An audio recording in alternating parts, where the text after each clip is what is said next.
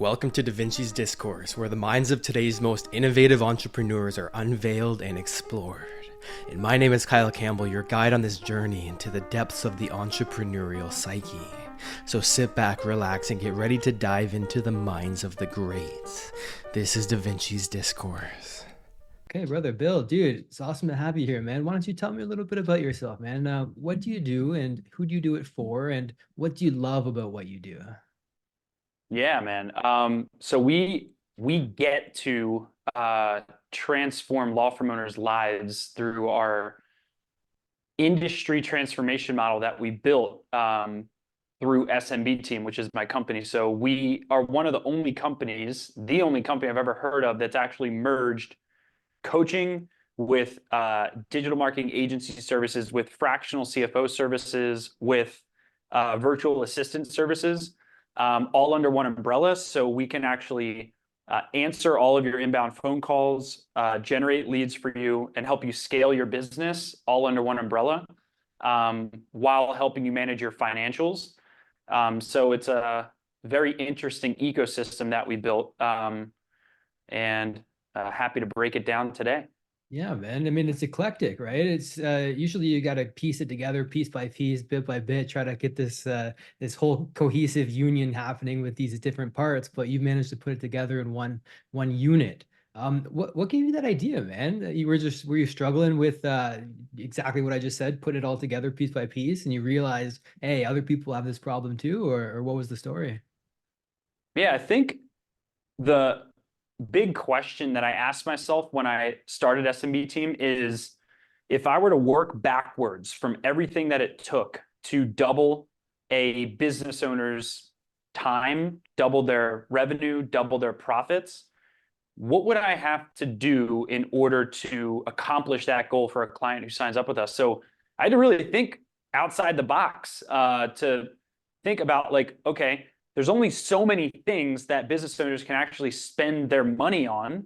Right. There's this concept called wallet share in the small to mid-sized business space, where a small to mid-sized business owner does not have a lot of wallet share in terms of their ability to spend limitlessly on a million and one different things, like a Coca-Cola company would, for example, who's doing billions of dollars of revenue per year. Small business owners don't have that kind of wallet, and that requires us to be very ruthless about the fundamental truths of what it takes to double someone's revenues, profits, or personal free time in less than 12 months. And mathematically, when I looked at this, it's like very simple. It's number of leads they get multiplied by their sales conversion rate on those leads, multiplied by their average transaction value. That is going to ultimately equal their revenue equation, as I call it. So the revenue equation requires help on the sales side. So we actually have to help our clients pick up the phone, because running my agency for the first 2 years, I realized that was not the case. I could spend all the time in the world optimizing their online campaigns, and here I'd be behind my computer celebrating, oh my God, we got you a 20% conversion rate. You're only spending $100 a lead for cases that are worth $5,000. Oh my God. And the client is on the other end going, why are you celebrating? I'm not signing up cases. I'm not signing up clients from your marketing work. Right. So that's where I went to the drawing board and I started thinking, okay, well, we have a core value at our company called extreme ownership.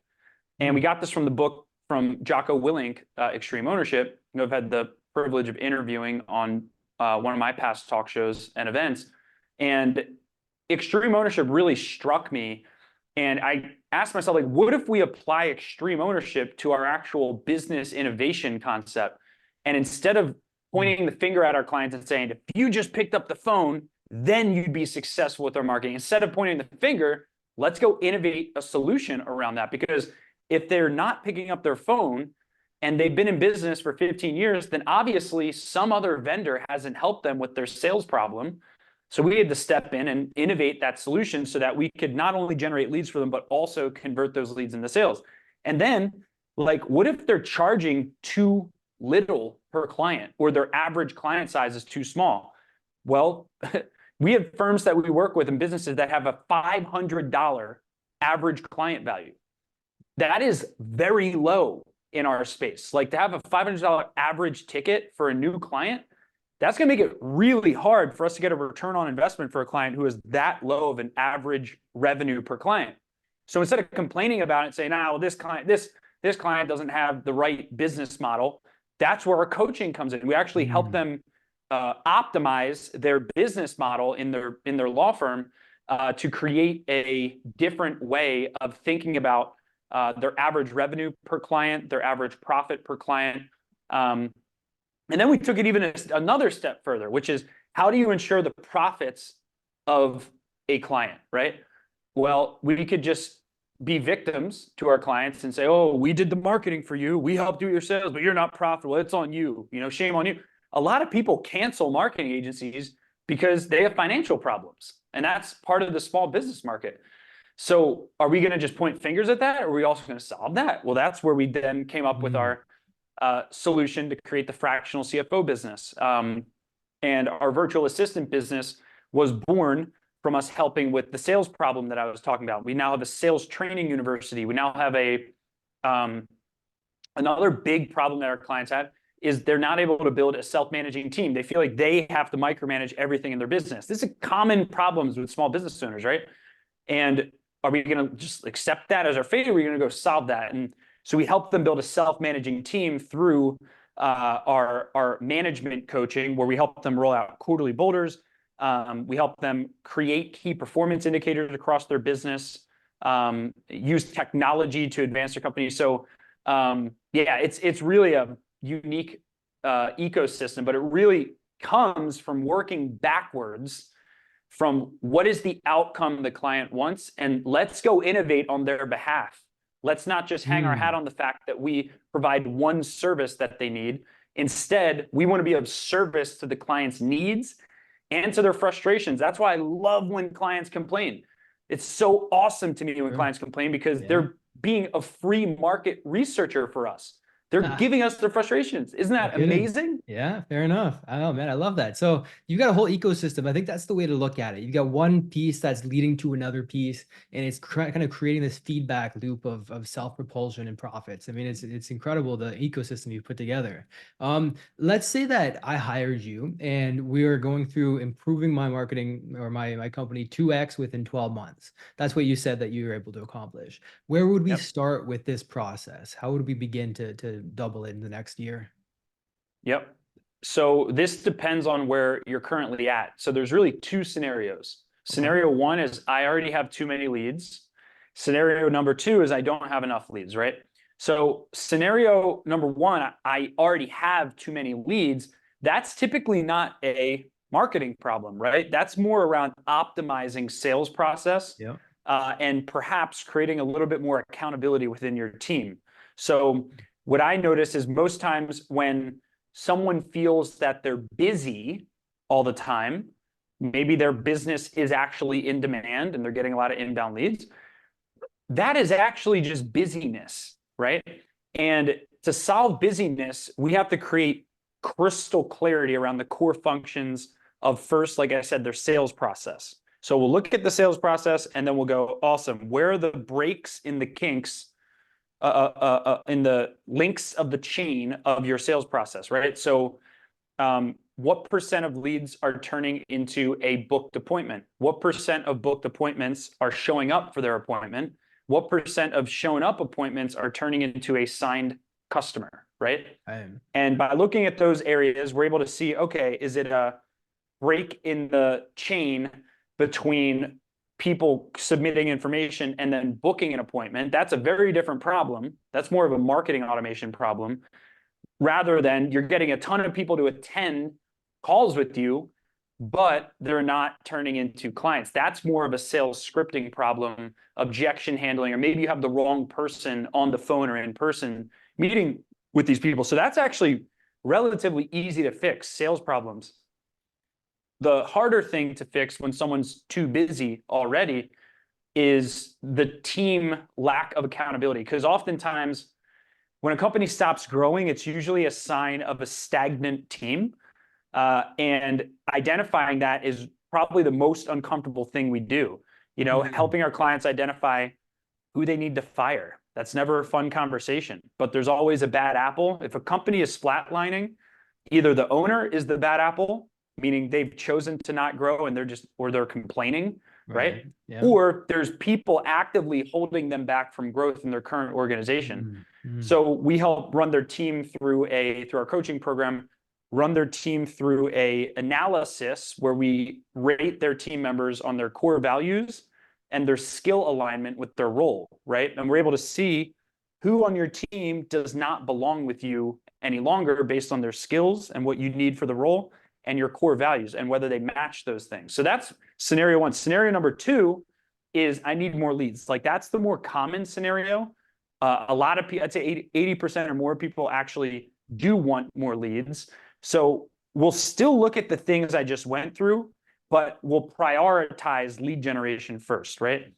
The best way to prioritize lead generation, and nobody does this, is look at what's already signing up clients, right? It's already working instead of the new shiny object that's around the corner, right? It seems like it would be self-explanatory, but as entrepreneurs, especially, we're always chasing the new thing, right? But what you're saying is to go for what's already working and to leverage and multiply that. Yeah, right. Yeah, so important. What is signing up cases or clients for you? And let's do more of that, right? Then we can work backwards from that. We have this process where we're able to run all of our signed clients from the last 12 months, and we're able to cross-reference that to call tracking data. And we're able to say, hey, these keywords, these device types, these household income brackets, and these location zip codes, these produced X% of your signed cases. So our demographic filtering suggestions are this, our mobile filtering suggestions are this, our keyword selection suggestions are this. So then at the marriage of where you're seeing an ROI and the right targeting, that's what shaves down what we see cost per signed client, which is the ultimate holy grail metric. How small of a price can you pay to sign up, to get a client to sign up with you, right? Firm A, business A, who spends double the amount to sign up a client for the same value is going to be half as profitable as the business that's spending half to acquire that same client. So it's an immediate profit optimizer, but it also allows you to pour fuel on the fire and really scale up your marketing when you find something that is cheap to acquire new clients within. Right. Yeah, fair enough. Exactly, dude. Because, well, let's say that I'm running a company and I don't have that data looking backwards, right? So because you're talking about having extensive data, being able to look at all the points within and say, okay, so this worked, this didn't work, what worked, and how can we scale it up? But what if I don't have that data looking back? Let's say that I'm in scenario 2 where I have a lead problem. Where do we start in terms of starting to amplify and double my revenue over the next 12 months if we don't have that data looking backwards? Where do we begin? Yeah, it's a great question. And I think the first place I always like to start is keyword research, just to see what is being typed in your market, right? So if you don't have data, first-party data is what you're talking about. Right. Yeah. And you have to seek third-party data. You have to seek data from other sources, right? And because Google tracks every single search that people, type in every single day in mass through the Google Keyword Planner, we're able to type in different keyword variations and actually see, okay, you told me your specialty is X. There is this many different variations of keywords for this specialty. And it seems like this one's the most popular, and it seems like these 3 of your competitors are showing up a lot for this keyword group, right? So we recommend testing this keyword group, right? Another thing that's working really well right now is for local businesses is local services ads on Google. But that depends on whether your niche actually has that. For lawyers, they have that, home services. They're just rolling it out in some medical verticals. So starting with demand side marketing is always my recommendation, which is Google first. If we can't do Google, right? Meaning, let's say it's some weird B2B niche, there's not a lot of demand for it. Then we have to go to what I call pseudo awareness marketing, which is where you're getting in front of people when they're not searching for you. Unlike Google, you're getting in front of people when they're actively in demand for you. Now we got to find a strategy to get in front of your target buyers, right? And that could just be direct outbound messaging. That could literally just be, scraping a list from LinkedIn, and direct messaging the people that you want to sell to, right? That's usually not what lawyers do, but there are other verticals that depend on that, like marketing agencies, for example, who don't have a lot of budget. That's how I started my business, doing outbound. Me too. With LinkedIn, exactly, Yep. right? With the automation tools, we actually use AI for it now, but we have the same thing, right? You scrape LinkedIn, you can do cold email, combine that with the direct outreach with them, and then you can also do that for the clients, which is one of the things that we do with our agency. Now we don't have the infrastructure that you have. I mean, it sounds like you're able to give somebody everything that they need without them having to go anywhere else, right? So what you're saying is you would start with, well, first of all, finding third-party data if you don't have it on your own. And what tools would you use to go about finding this data? And then we'll go into the next step, what you do with the data. Yeah. So on the third-party data side, like you have SEMrush, you have SpyFu, you have the Google Keyword Planner. So those are good places to start from a demand perspective. And I call that demand marketing because, again, you're getting in front of people who are in demand for you. Awareness marketing is what I label as when you're making people aware of you when they're not in demand of you. So that's why I'm segmenting those two things. So reactive marketing, proactive marketing. On the proactive marketing side, a great place to start is the Facebook ads library, and to just look at different competitors of yours and what ads they're running on Facebook, right? And see how long they've been running those ads and analyze their messaging on those ads, right? Maybe you also, in addition to that, you want to start looking at direct emails that you received and analyze what direct emails got your attention. What are some things that you could do yourself, right? So I actually like doing email list scraping first. Because the quality of your list determines the quality of almost all of your marketing efforts. It's the same thing on Google. The quality of your targeting will determine 80% of your success in most cases. So if you have a bad list, chances are you could do all this outreach, you're not going to get a return on investment. So finding that list is key. So let's say someone is selling a course to real estate agents. That's the simplest freaking thing ever. You could find every person labeled as a real estate agent on LinkedIn in one afternoon, right? So not everyone has an identifiable market like that. For example, if you're Well, that's exactly what I'm saying. Dean Jackson talks about how there's invisible leads, invisible leads. Visible leads would be somebody like a chiropractor who you can find a list of very easily. But an invisible lead is somebody who is you're not able to find them by search criteria. So you've got to give something to them, namely a lead magnet of some sort that gets them to raise their hand and say, yes, I'm your type of individual, get them on your list. And then that's when you can start selling them. But it's difficult as all hell to find these people because you can't find lists of them for the cold outreach to begin with, right? So that's why you get to start. That's why that middle is probably one of the most profitable, is finding that middle ground where you can create targeting assumptions behind that invisible client or demand, right? So for example, if you're targeting, let's say that you're a divorce lawyer, for example.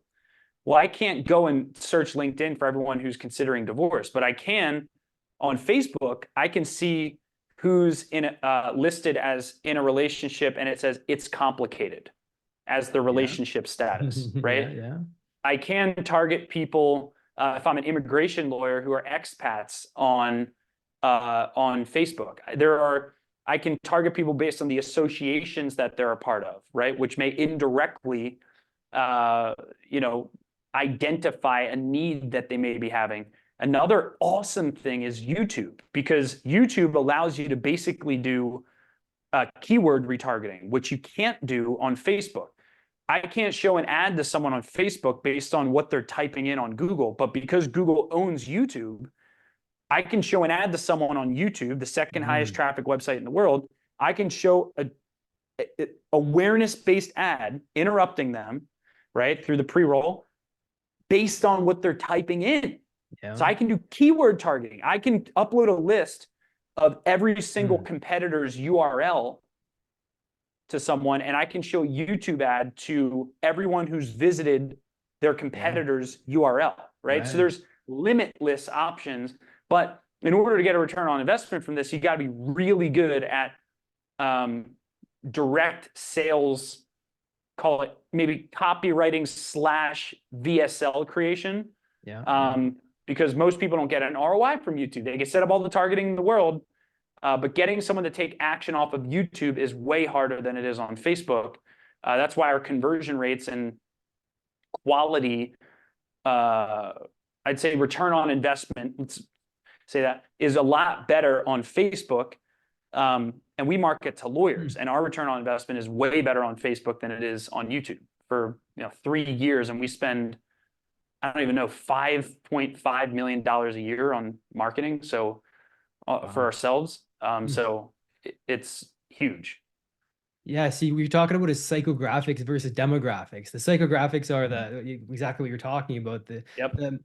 The parts of the psyche that would indicate that they would be interested in buying this particular thing, but they're not overtly obvious or available online to be purchased as a list. One of the ways that I like to look at psychographic marketing is through joint ventures and strategic partnerships.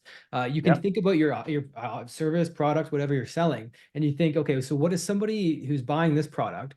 And I got this from Jay Abraham. What are they buying exactly before they buy my product? What are they buying as they buy my product? And what are they buying after it? And these open up the strategic partnership venues or avenues that you can say, hey, look at these people already have access to my target audience. You can get in touch with them, form some sort of a joint venture. And now you don't have to do the cold outreach to the individuals without having a direct way to get I mean, what you said though, man, the search criteria by somebody searching for something in Google and then showing them a YouTube ad because it's the same platform, but a lot of people don't know that. That's what people think. Okay, wow, this ad is, it's almost like it's reading my mind. They don't understand how that keyword that they typed in Google is generating the ads that they're seeing on YouTube. Brilliant, dude. Yeah, I love that. And cross-channel, you can do cross-channel retargeting. So like, for example, if I do a keyword, targeted YouTube ad and someone clicks that ad and goes to my landing page, I can pixel them. You cookie and them. Now I can show them a retargeting ad on Facebook. So now I've taken demand-based targeting, right? And I brought that to a non-demand platform like Facebook, which I think is so smart. And you can do the same thing on LinkedIn. You can find your identifiable list, even though your cost per conversion is usually going to be higher on ads with LinkedIn, generally speaking. Now, there's way better methods on LinkedIn, as I know you know. There's way better methods on LinkedIn to get a low cost per booked appointment outside of LinkedIn ads. But if you wanted to get mass numbers on LinkedIn, you can get in front of probably the most qualified market on LinkedIn if you're B2B. And then pixel them and then show retargeting ads to them on Facebook. Same thing I'm talking about from LinkedIn to Facebook, as I just said, from YouTube to Facebook. But people spend more time, I believe, on Facebook. So getting a big part of your budget on Facebook is a very important thing, but getting in front of the right traffic is the harder part. Yeah, so you just tapped into something amazing, because on LinkedIn, I think the stat is like 19.3% more money is spent on LinkedIn, or people that are on LinkedIn, as opposed to the average user on Facebook. So you can find the individual on LinkedIn if you can, find them on LinkedIn, cookie them, and then just blast your ads all over the internet, wherever they're seeing so they start to see you everywhere. But you're you're finding the individuals based on where the buyers are most likely to be, and then propagating your ads all over the internet to those individuals. It's brilliant, man. I love the cross channel that you've got going on. One objection would be for a new individual that's looking to get into this. Well, hell, man, this costs a lot of freaking money. How the hell are we gonna? How do we work our budget to start running ads to the plethora of different options, right? What do you say to that person who says that, man, I don't have the capital for this. This sounds insane. I mean, it sounds like it would work, but it sounds expensive as all hell. What do you say to that person? To someone who says, I don't have the budget for something, I would say suck it up. And Okay. what Okay. what Head what is on. your vision, right? So like, you know, when I started my company, I had no money in my bank account, and now we're over 100 full-time employees. So like, you know, you don't ever have the money. There's a reason that over 80% of millionaires are self-made and 80% of billionaires as well. This statistic shows what does self-made actually mean. Self-made means they made it themselves. They didn't inherit wealth, right? So how do you actually trade your skills for additional resources from the marketplace? That's where you got to get good at what I call it your skills and your sales skills, right? So your skills are your delivery skills, the thing that you actually provide to the market that's valuable. So when I started my company, I was really good at Google Ads. Actually, scratch that. I wasn't really good at Google Ads. I got good at Right. Google Ads. I Yeah. sharpened my skills so that when I sat in front of a client, my sales skills, where I would transfer my skills to a prospect, right, and show them, hey, I can help you with your business, they actually made sense to the business owner. And they went, wow, if I work with this kid, I was 26 when I started SMB team. If I work with this kid, I'm going to make some money and grow my business. And that's how I got all my first clients, by showcasing the skills that I had built around Google Ads, right?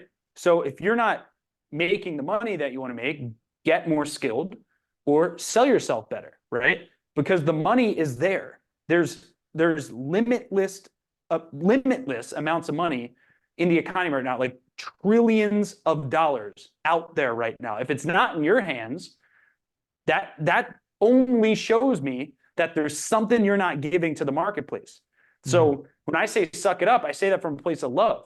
Go give more to the marketplace and go sell more to the marketplace, and you will get the money that you need.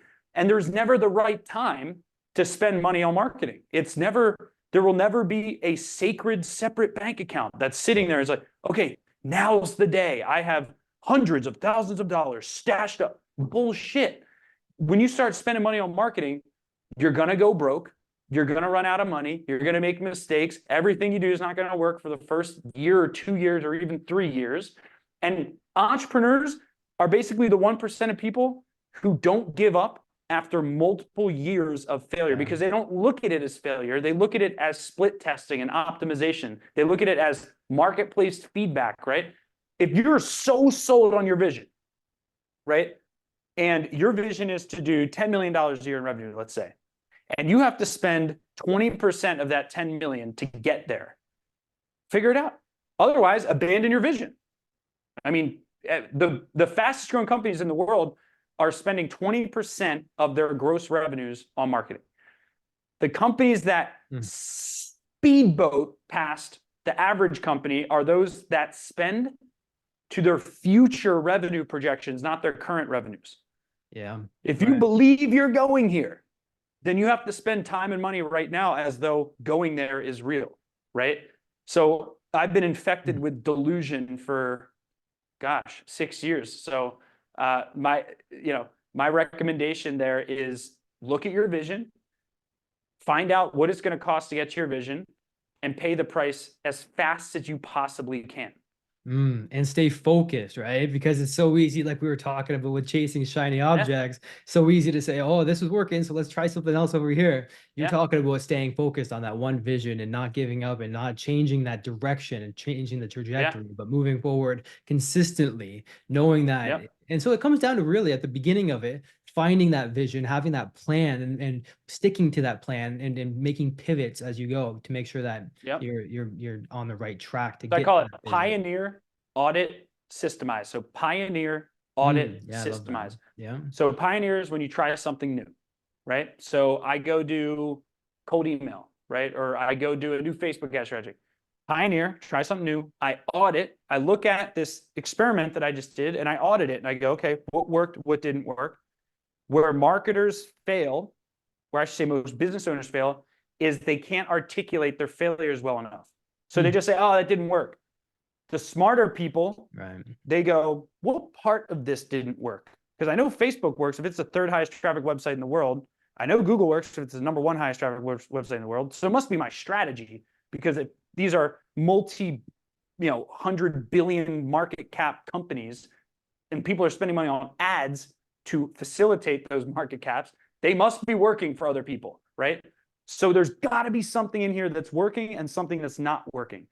And then we shave away what's not working, so simple, and we double down on what is working. And then over pioneer, audit, we then get to systemize, right? Systemize is where we then let that thing we experimented on run. And we step away from it, and we never, ever turn it off, right?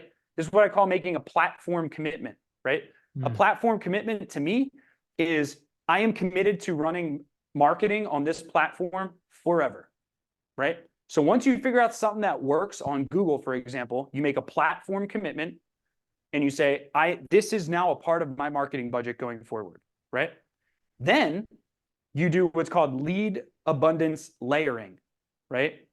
You layer on additional lead flows on top of the thing that you pioneer, audit, systemize. Yes, interesting. So the most robust companies, they actually have complete abundance around their lead volume. If any one of these things that they systemized, these scalable lead generation process, if any one of these things die off, no problem. I got 7 others, right? So they have resilience when inevitably something fails, which it will eventually in the future. And there may be a time where you'll have to de-emphasize some of your budget on one platform, but not until you've really, really stuck it out.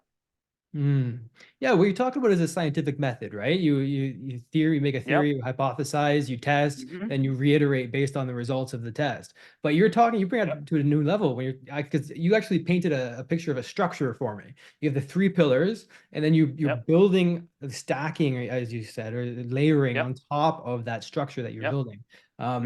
So what it comes down to is finding something that works, that you can start to have the foundation of the structure to then start to build on top of. And instead of changing the structure, you're talking about staying with the 3 pillars that worked, having that as the foundation, and then to build on top of that with new tests, while not shifting to what was already working, right? Which is, I think, a crucial differentiation that a lot of people miss. They'll have something that works and they say, oh, let's try something else over here. You're talking about having the same thing that works as the foundation, and then having the new tests that you want to do, the ideas that you have, the shiny objects, be layered on top of what's already working instead of replacing it. And you don't always and you brought up shiny object, and it's such an important term to talk about, because if you get good at math and you start mathematically looking at the things that you do start getting to work, right? Let's say you're doing LinkedIn messaging, right? And you start booking, 5 appointments a week from it, let's say. Distracted person, shiny object person will go, what else can I do, right? What's some completely unrelated thing? I got to start doing events. I got to start doing this. I got to do webinar. I get a smart person who's being resource conscious and conscious of the resources and the opportunity cost it's going to take to go into this new thing. They'll go, what can I do to get to 15 appointments a week? What are 3 shifts that I can do to get to 15, triple my appointments every week? And usually the answer is right in front of you, because I always say there's no competition for focus, right? If you stay focused on one platform, one thing, one business strategy for a long enough period of time, you're going to eventually discover something that nobody else discovered. Hey, I hope you're enjoying the podcast, and I want to let you know that I've got a free book that you can get if you want to tap into more of these resources. And you can get that for free at kylesbook.com. Back to the podcast. And it's going to be so nuanced and seem so tiny, and yet it's going to provide this disproportionate return because there's no competition for focus. We're in an opportunity overload period of time right now, right? No kidding. And it takes a ton of discipline to micromanage your focus. And what I like to do is I like to tie every decision that I make to my annual financial goals, right? In my company, I say, okay, I know my new MRR sales target is X. I know that my client retention target is Y. If it does not fit into how I'm going to get more new clients or how I'm going to continue at the high retention rates that our company have, or up level that even more, then I don't need to focus on it, because it doesn't have an impact to the business strategy, right? Otherwise, let's label it as such. It's Bill's fun experiment. It's Bill's distracted experiment, but that should not be counted in our business strategy. That should be Bill's fun experiment. That should be something I do in my personal time. See, it's so hard, man, because you're talking about, well, you analyze a campaign, what I call it is post-mortem. I learned this from my mentor. You do a post-mortem on it. You examine the body and you see what happened to kill it or to make it skyrocket, or either way. Yep. You do the post-mortem, but it's so difficult to realize. And you mentioned it earlier, but you brushed it over so quick. And you said it was easy for you to decide what worked and what didn't within a campaign. But it's hard as all hell for me, man, because there's so many different places where the campaign can fail, whether it be I mean, it goes macro to micro. There's the campaign itself, and then there's the funnels or the logistics within that campaign, and then it goes down to the micro of the headlines and the VSLs and the copy or the hooks within the VSLs, and then it's the target audience within the hook within the VSL. And so all of these are places that it could fail. And so if you're not having success with a campaign, it's so difficult to realize what is not working, what's working. But you said that you have a process for doing that. How do you look at that, man? How do you find out what's working and what's not in the post-mortem phase? So there is, maybe I was a little bit too confident in that. there is no proven process to know what's not working, because to your point, there's unlimited variables, right? Yes. But I believe this is where the instinct of an entrepreneur has to be trusted. So I know one of the biggest personal development lessons that I've been working on is not depending on books or mentors for every single decision that I make, which is really hard for me, because I spend over $500,000 a year, my business partner and I, on coaches, mentors, consulting. So I've read 1,000 business books. I mean, I am a knowledge junkie, and all of the people's names that you named, I believe you mentioned Dean Jackson, he's actually in a mastermind group that I'm a part of with Dan Sullivan. So he's actually in the same room that I'm in. Yeah, but he actually just, I think, took a hiatus from it recently. Is that strategic coach? Yeah, strategic coach. Yep. I'll be at Dan Sullivan's the founder of Strategic Coach. I'll be at his house actually in like 2 months for the Free Zone workshop that we're going to be at. And I could go down the whole Jay Abraham. I've had multiple one-on-one calls with. I've interviewed him 4 times on my YouTube channel. All the videos are on there. I've done joint ventures with him directly. And all of these things I did around mentors are from a place of insecurity. And yes, I like connecting with really smart people to learn from them, but I realized it's from a place of insecurity because I felt I couldn't trust my own gut, because I come from a bankrupt family and me too. And lost everything. So you did too. So I have some problem with trusting my own gut, because I have reference experiences that my family did that and they didn't succeed in 2008.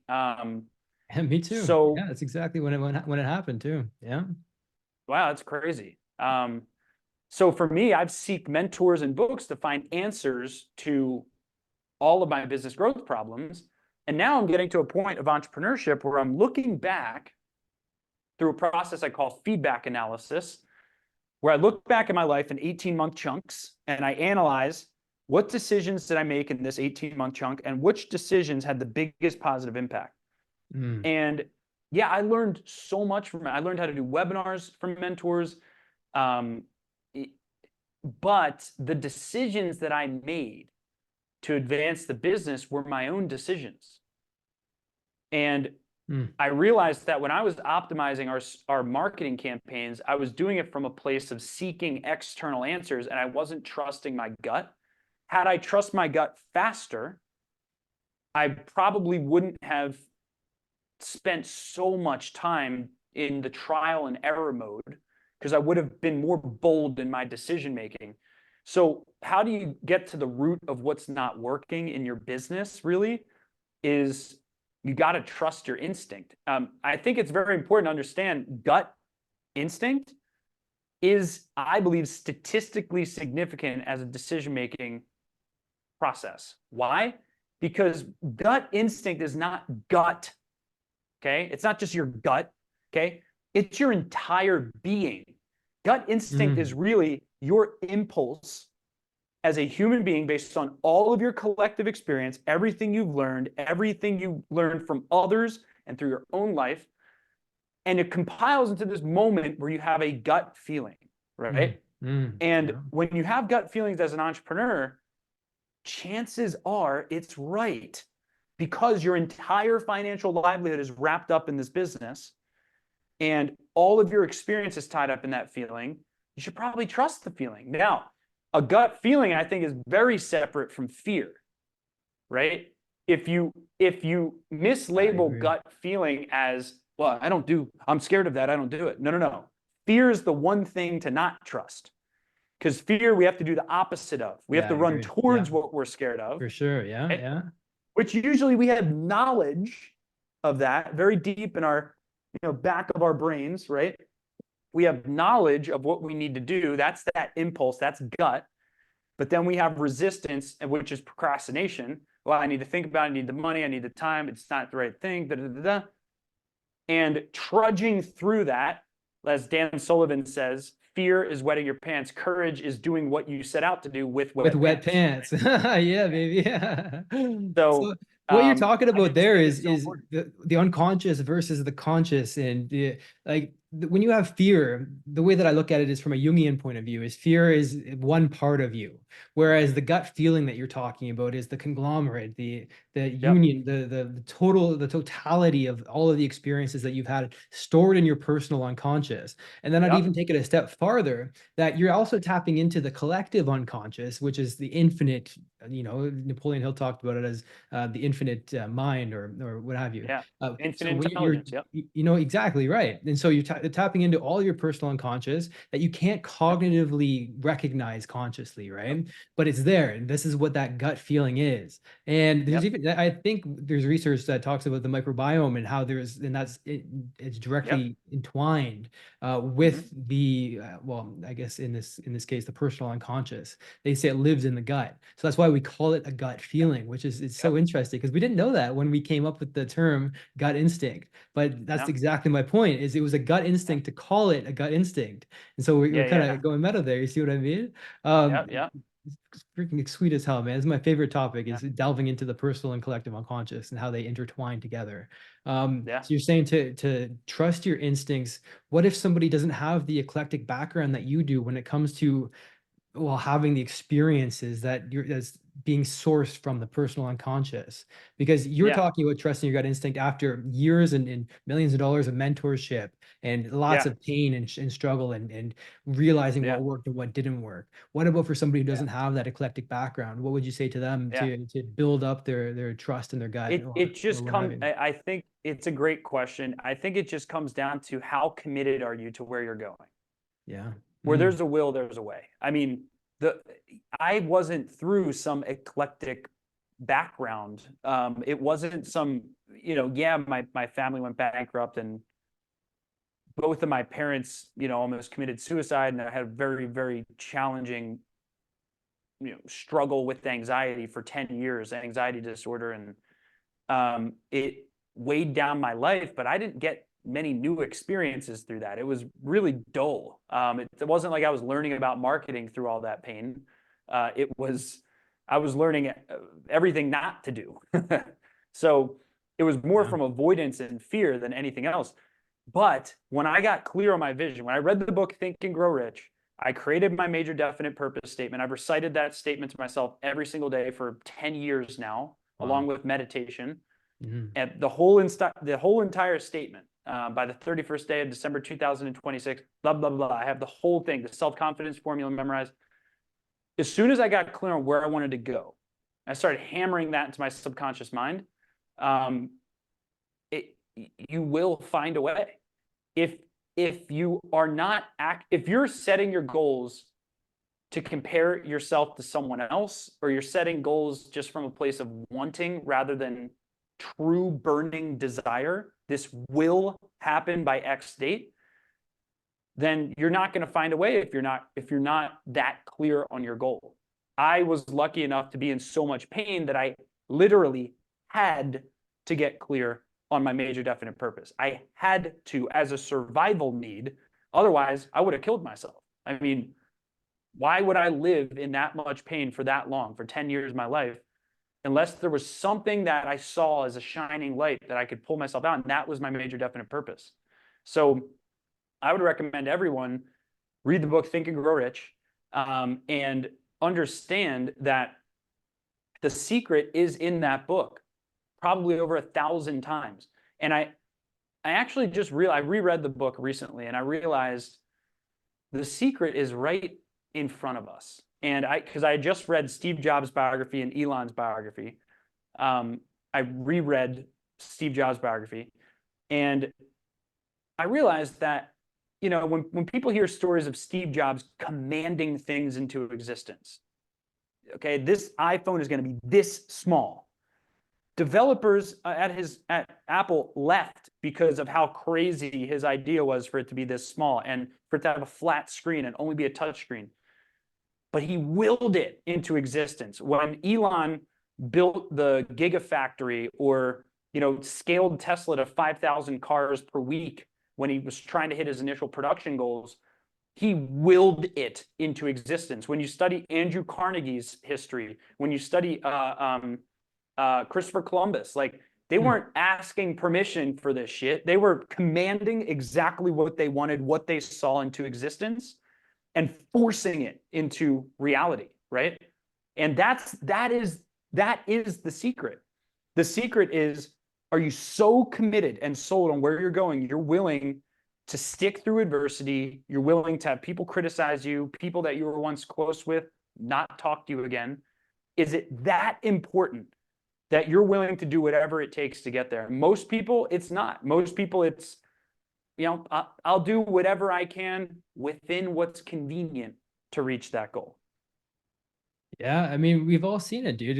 And we've seen it if you look closely at your own experiences. Like, okay, one time I was a week away from like really like fucking terrible. I don't even know what would have happened. Like homelessness, like fucking, I don't know. And it wasn't relatively even that long ago. This was it was a terrible experience. Okay, so I went through a 4-year mentorship, and at the end of it, I was fucking dead broke, but I had all of this knowledge that I had accumulated over this time.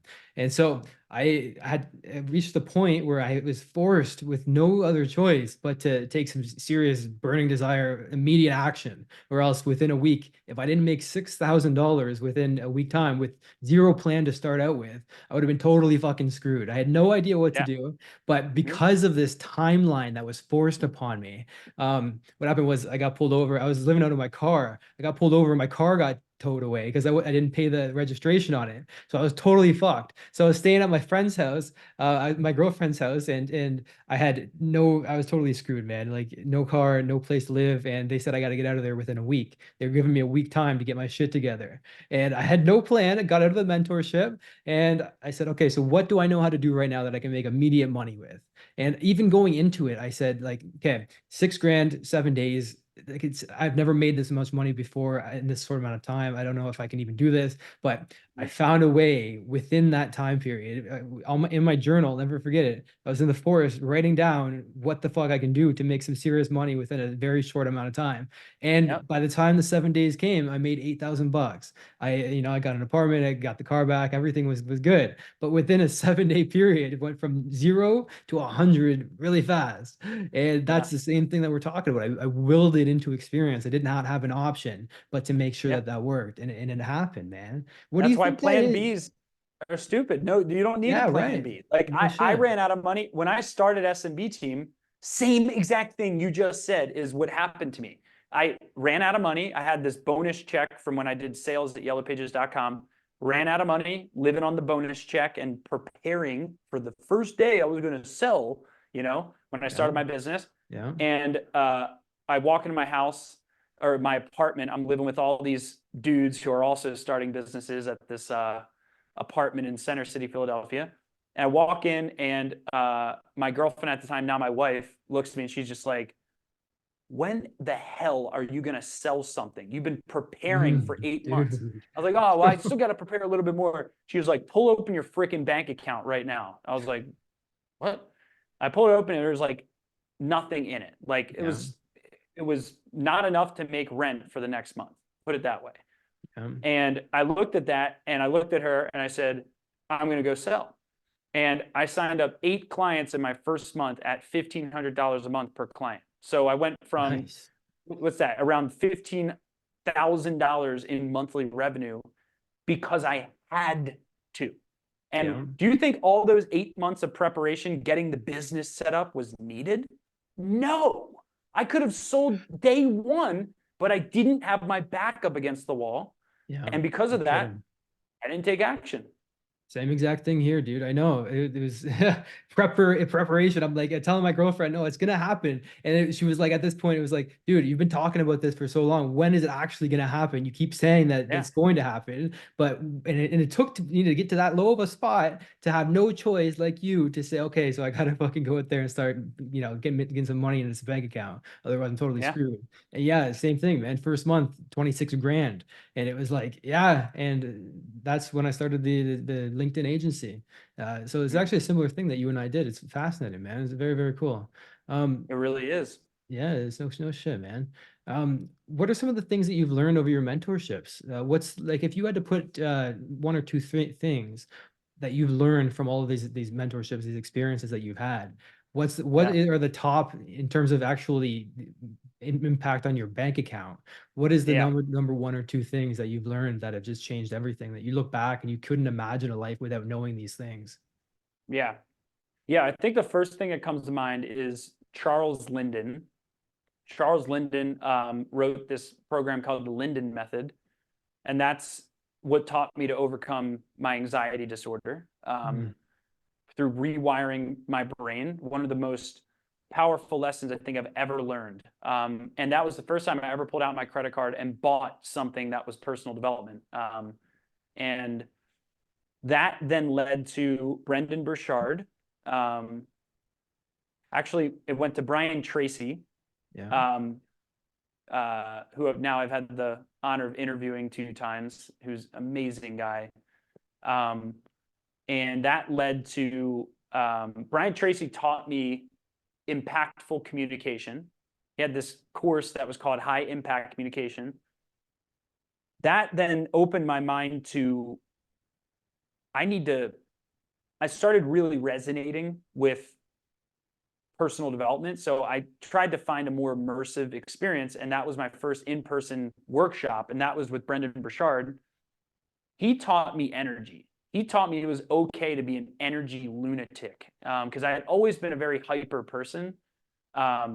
He taught me that being bottled with your enthusiasm, being able to take your enthusiasm and channel it into your business goals is one of the most powerful assets ever. So he taught me energy. That then led to Grant Cardone. Grant had a huge impact on me. He mentored me before he blew up, before he had his growth con. I went to his office probably 1, 2, 3, 4, I don't know, probably like 5 or 6 different times. He let me meet with his sales director, his marketing director. But I didn't learn as much from them as I learned from his ability to think big. The 10X rule, I think, was probably the most pivotal thing I learned in business. Because that taught me to set goals that are 10 times bigger than I thought were possible. And then to match that with 10 times the action. Then that led to webinars. So that's when I first had a one-on-one call with Jason Fladlin, who now I'm good friends with. That led to Pete Vargas. That led to Myron Golden, who coached us for multiple years. So that taught us how to do our big virtual events that we do. Expert Secrets by Russell Brunson changed my life. That book is a masterpiece in marketing. That taught me, really tied information marketing together. Eben Pagan taught me a little bit more about information marketing when I wrote my first ebook. And now as the company has grown, we've actually, now that we're a multiple 8-figure business, like we actually have to get more consultants now. I feel like once you get to $10 million in revenue, that's when you have to start seeking customized solutions and consultants, right? Which is customized. Whereas up to 10 million is when you benefit a lot more through coaches, mentors, group coaching, and stuff like that. So I am a coaching junkie. That's why I run a coaching business. It's without coaching, I would not be where I am today. I wouldn't have had the humility, the tactics that I use to scale the company. I would just be winging it. I never want to be the smartest person in the room. I just want to be in a room where everyone is getting smarter. So yeah, I'm scared as hell of being the smartest person in the room, because then that means I stop learning and I'm not challenging myself with who I'm surrounded by. Yeah, man. I mean, it's funny you mentioned Jason. Jason's the mentor that I had over those 4 years. And so I was learning webinars, I was learning strategic partnerships. Yeah, one-on-one intimately with Jason Fladlin over those 4 years. Yeah. So it's Bro, cool. text him about me. Yeah, Text okay, him about man. No shit, man. He'll see this video probably, and he'll be interested in it because both of our names are in the title. But dude, yeah, it's very, very cool, man. I'm trying to think, like, what's a question that I should have asked you but didn't ask you? Because you got such an amazing story, man. I'm curious what comes to mind when I ask you that question. Yeah, I think one of the questions that people don't ask me a lot about is focus, and you did. Yeah. You did bring that up around shiny object syndrome. I think whenever I do interviews, people focus on the tactics, but they don't focus on the psychology that makes the tactics work, right? Yeah. And I actually think we did focus on that during this interview. And I wish more people would understand that if something is not working, it's on you. There's no external thing that's going to make the thing work. Like if there's 8 billion people on planet Earth and somebody else made it work in either the same industry, on the same advertising platform, same sales strategy, it's you. So I just am screaming from the mountaintops to myself too, because we all get into periods of ego ruts. We all get into a rut where we start feeling comfortable and things start working well, and we don't want to be too challenged, don't want to rock the boat too much. And I am so scared of ego ruts. And I think a lot of entrepreneurs frustrate me, especially entrepreneurs who are getting started, when they don't take ownership for things. They don't look in the mirror enough. They sugarcoat things. I'm all good. I'm not worried about that. I hate when people say I'm not worried about that. Like if I have 100 employees and I wake up every morning worried, looking around corners, what can take us out of business? If Mark Cuban is working with strategic paranoia every single day, if Andy Grove, arguably one of the greatest CEOs of all time, wrote a book, Only the Paranoid Survive, why aren't you scared? Like I'd say they are, man. I look at what Sigmund Freud said about negation, so I would put brackets around the not. And so if somebody says I'm not worried about it, it's like their unconscious is screaming, "I'm fucking terrified of it," you know. But they're caught in their ego. They're caught in the structure that we look at the world from, and they're not able to access that unconscious that's feeding it in, and not looking at that projection and the deeper level of the words and terminologies that they're using. How do you look at ego in marketing, man? How would you define ego? Because you use the word ego. I'm fascinated by this word. Yeah. How would you define it? Yeah. So I define ego as a self-concept that you have a challenge being challenged. So a self-concept that you have a challenge with being challenged, right? So you have a self-concept. Let's say, for example, I'm a great dad. That's a term, that's a phrase. And through our lives, we have phrases that float through our mind, often subconsciously, that define us in a lot of ways, right? That define our actions, our emotional states. I'm a great father, right? Well, that phrase can go through your mind. And if there's ego attached to it, I believe that is where commitment consistency bias comes in, where it's, okay, well, I've committed to being a great father. So now I'm going to remain consistent with that, right? And I don't want any conflicting data that could jeopardize this, right? So now my reticular activating system, the part of your brain that controls your focus, will only seek data that supports that, quote, commitment, that identity commitment, right? Yes. Mm. So I'm only alert to things that make me right, right? Yeah. And ego creeps in, it takes a seat in your brain, it sits there, and it waits for things that could challenge it, and then it goes, whenever data comes up, and it yells at the thing, right? And that yelling comes up as either defensiveness or ejection. You eject yourself from situations that challenge you, or you defend yourself from situations that challenge you, right? And the interesting thing about that is all of those things just create pain for you. While you're rejecting it or you're fleeing from it, you're only causing your own pain, right? This is why, you know, I've meditated for 10 years now because I had to. Again, thank God I had anxiety because I literally had to learn meditation. I am very aware of when that voice comes up in my head, and instead of running from it, I try to run towards it, and I try to accept that conflicting data. I go, whoa, wait, what if this is not true? What is the truth? And when I think your ego can dissolve when you start seeking the truth about any situation rather than trying to make yourself seem like the truth. Wow. The truth with a capital T on the, because it's, when you're talking about ego dissolution, you're talking about entering the realm of God. And we can go down that rabbit hole. But yeah, man, what you just said is absolutely fascinating. I like the way you look at that. We could talk about that for days, man. The depths of which is unparalleled, infinite, beyond ego. Where do you go when you meditate? Because you say you've been meditating for 10 years, what experience do you go for when you have these meditative sessions?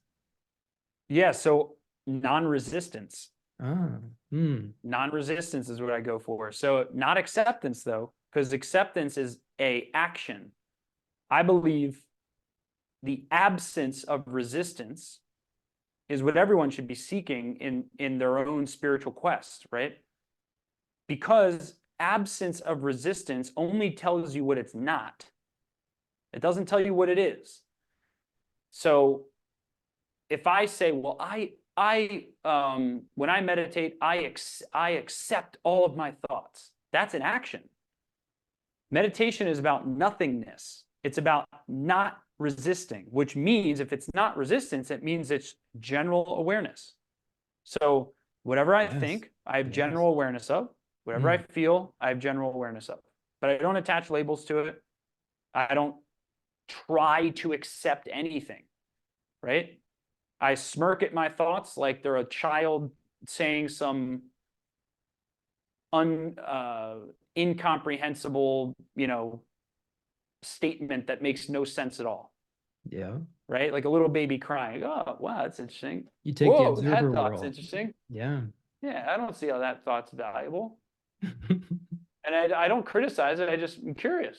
And then the thought, I believe the body is the best self-cleansing mechanism ever. The mind is the best self-cleansing mechanism ever.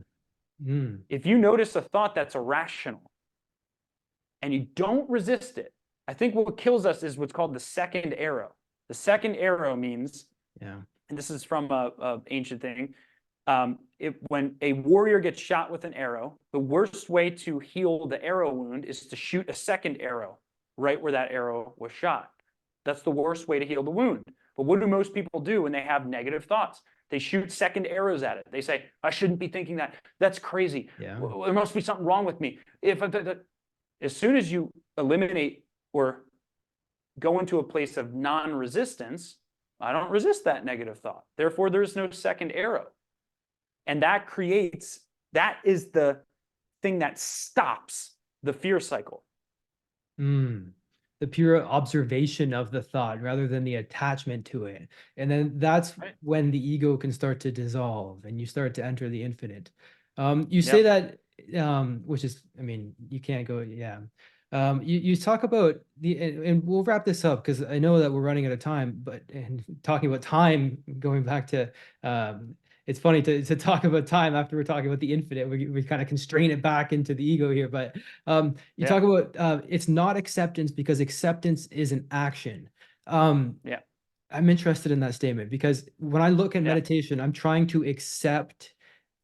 Well, it's not trying, it's just pure acceptance of what is, not fighting it, not being afraid of it, but just accepting what what I am, beyond ego, beyond this container, or not even the the egoic container. So what do you mean by acceptance is not what you aim for? Because I'm aiming for accepting of what is, beyond. And me too. I think everyone's aiming for that. I think during the moments that you're meditating, there's a spectrum. So look at it like this. Over here, there's resistance. Okay, one side of the spectrum. In the middle, that's where most people live, by the way. They resist everything that happens in their life. They complain. They don't accept what's happening in their life. And that's why they don't make change. Then in the middle of the spectrum, there's non-resistance. So there's resistance and non-resistance. Non-resistance means I'm just not resisting this thought anymore. So it's a lack of action, right? And then on this side, there is acceptance, right? So I believe acceptance, it can be a state. If it's a state, then that means you're not taking the action of accepting. So I actually label non-resistance as acceptance. It's a state, but it's more about the fact that you're not trying to accept anything. Right. Yeah. Because the art of trying to accept something then inputs mental labels, right? So for example, let's say you have a negative thought and you try to accept it. Well, now I'm going into a state of activity that's unnatural to my natural processes. Now I'm trying to accept this thought. Well, why is this thought okay? How can I turn this thought into a positive? All of that is gaming the mind. I believe true evolution comes when you don't need to game the mind, when you're able to observe everything that's happening with courage, because it takes courage to do that, to not have to change anything. It doesn't ever. No kidding. It takes courage to get to that state. So you're talking about it's hard. Not swinging over to the trying. I mean, it reminds me of a saying Richard Bandler used to say, which is you can try to walk through a door, but that means you didn't walk through the door, you know? Right. Exactly. So you're talking about swinging from resistance over to trying, but there's a middle state of pure acceptance where it's pure observation, pure consciousness. And it's hard to do. But I actually, I believe in a merge of acceptance. It beyond is hard easy. And easy. I think the hardest balance to find, to kind of wrap this up, is how do you find the balance of indomitable will and non-resistance, full acceptance, right? Right. That's where these conundrums require you to define your own life, right? Because how do you have this searingly clear path on where you're going with your life and then stay in a meditative state? I think it's all a flow, man. I think there's times you got to be accepting, and there's times you got to burn the ships and go all in on what the hell your goals are, right? And not be accepting, right? But as long as you're the one in control of when you're being accepting and when you're being burn the ships mode, great, you're in control. You're choosing your destiny rather than being a victim to whatever happens. I look at it as being out of control. What I want to do is pure acceptance without trying to control it, because then the control comes with the dichotomy of the resistance and trying to find acceptance. So it's really a giving up of control, which is terrifying when you really, that's a great point. Yeah, yes. Bill, dude, we'll leave it with that, man. I think that's the deepest that we could possibly leave this cliffhanger here. I appreciate you being here, brother. Seriously, we went to some deep ass conversations today, and I appreciate you for that, man. Thank you. No, I appreciate your questions, man, a lot. So, yeah, man, if there's ever a chance to collaborate on anything again, let me know. Just shoot me an email, and really appreciate the time. My pleasure, man. Seriously, and thank you for being here. Thank you for sharing your eclectic wisdom with us and your heart-throbbing story that brought you to where you are right now. So, man, thank you so much, dude. And we'll keep in touch, okay? All right, man. Yeah, text Jason about me. Okay, man. Sounds good. All right, dude. All right. I hope you enjoyed that podcast episode. And if you want to get a free copy of my book, go to kylesbook.com and you can get a copy there. I'll talk with you soon.